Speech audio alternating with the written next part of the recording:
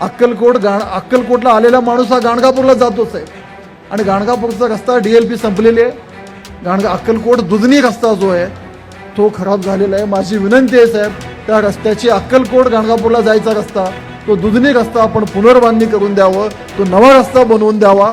हा उपेक्षित राहिलेला तालुका 75 वर्षात इथे एकही नॅशनल हायवे या विधानसभेत नव्हते साहेब। आज 6 नॅशनल हायवेनी अक्कलकोट विधानसभात जोडले जातात। कदाचित राज्यातील असे मोजके तालुके विधानसभा असतील की 6 नॅशनल हायवे एका विधानसभेतून जातात। सोलापूर जिल्ह्याला तर राज्यातून कनेक्टिव्हिटी दिलीच पण या स्वामींच्या भूमीला भक्तांना यायचा त्रास होऊ नये म्हणून साहेब जे रस्ते केलात, आम्हाला अक्कलकोट सोलापूरला यायला देवेंद्रदादा मगाशी सांगत होते साहेब 1 तास सोलापूरला जायला लागायचा, आता 20 मिनिटांमध्ये सोलापूरला पोहोचतो।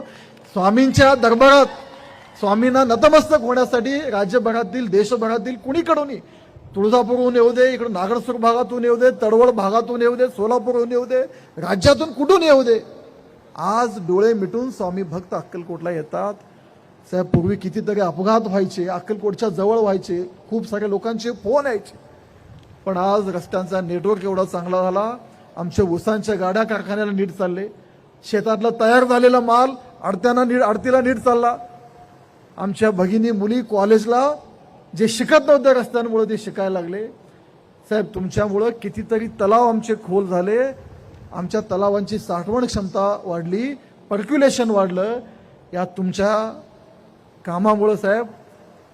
2014ला मोदीजी पंतप्रधान झाले, तुम्ही रस्ते विकास मंत्री झालात साहेब। खरोखर या देशातील रस्त्याचं रूप पलटवला, सोलापूर जिल्ह्यातील रस्त्यांचं रूप पलटवलं। आम्हाला CRF निधी साहेब माहीत नव्हतं, कधी CRF काय असतं हेही माहिती नव्हतं, पण पहिल्यांदा आता मंचावर आदरणीय बापू आहेत, विजय मालक आहेत, राजू खरे साहेब सन्मान्य दिलगिरी व्यक्त करतो, गडबडीत नाव राहून गेलं। सगळ्या आमदारांना आम्हाला CRF काय असतं हेच माहिती नव्हतं, पण तुमच्या रूपानं दरवर्षी अक्कलकोटवर तर तुम्ही जास्त प्रेम केलं, मला तर वर्षातून 2-2दा पैसे मिळालेच, त्यामुळं तुमचं खरोखर किती आभार मानायला पाहिजे तेवढं कमी आहे साहेब। हे आभार व्यक्त करताना खरं तर तुम्ही आज एवढं भरभरून दिलाय, काय मागायला जागा शिल्लक ठेवले नाही, पण गडकरी साहेब आले आणि काही नाही मागितलं तर आम्हालाही काहीतरी वाटेल, कारण जे जे मागतोय आजपर्यंत मिळत आलंय साहेब। मी माझं मनावगताचा समारोप करताना एवढंच सांगतो, माझे वडील तुम्ही तुमच्यासोबत कार्यकर्ते म्हणून काम केले, जनसंघापासून पक्षात होते साहेब, आणि आम्हाला सारखं वाटायचं की अक्कलकोटच्या शेवटच्या भागाला लक्ष देणारा कोणीतरी यायला पाहिजे।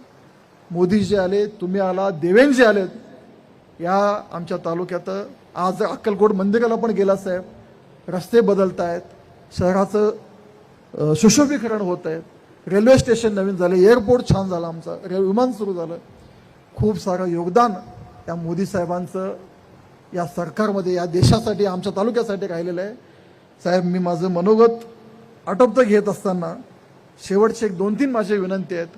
अक्कलकोटला आलेला माणूस हा गाणगापूरला जातोच साहेब आणि गाणगापूरचा रस्ता DLP संपलेली आहे। अक्कलकोट दुधनी रस्ता जो आहे तो खराब झालेला आहे। माझी विनंती आहे साहेब, त्या रस्त्याची अक्कलकोट गाणगापूरला जायचा रस्ता तो दुधनी रस्ता आपण पुनर्बांधणी करून द्यावं, तो नवा रस्ता बनवून द्यावा, याच्यासाठी आपल्याला विनंती करतो।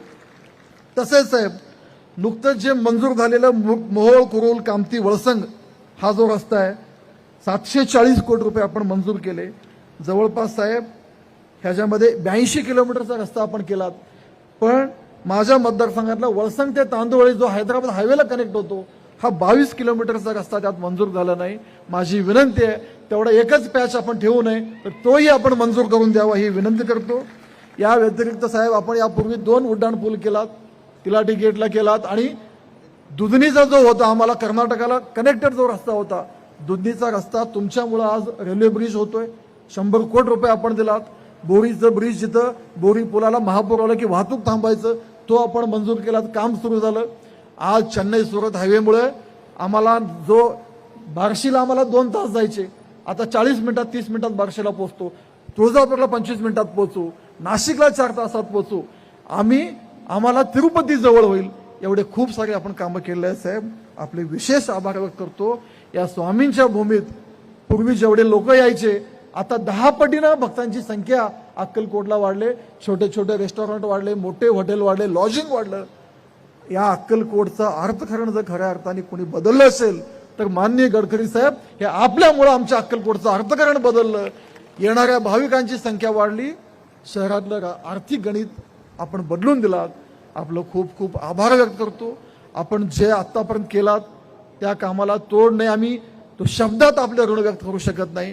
आपल्या आदरणीय मोदी साहेबांचा असेल, आपला असेल, राज्याचे मुख्यमंत्री देवेंद्रजींचा असेल, आपलं खूप खूप आभार व्यक्त करतो. आणि माझे 2 शब्द साहेब मी थांबवतो. धन्यवाद. जय हिंद, जय महाराष्ट्र.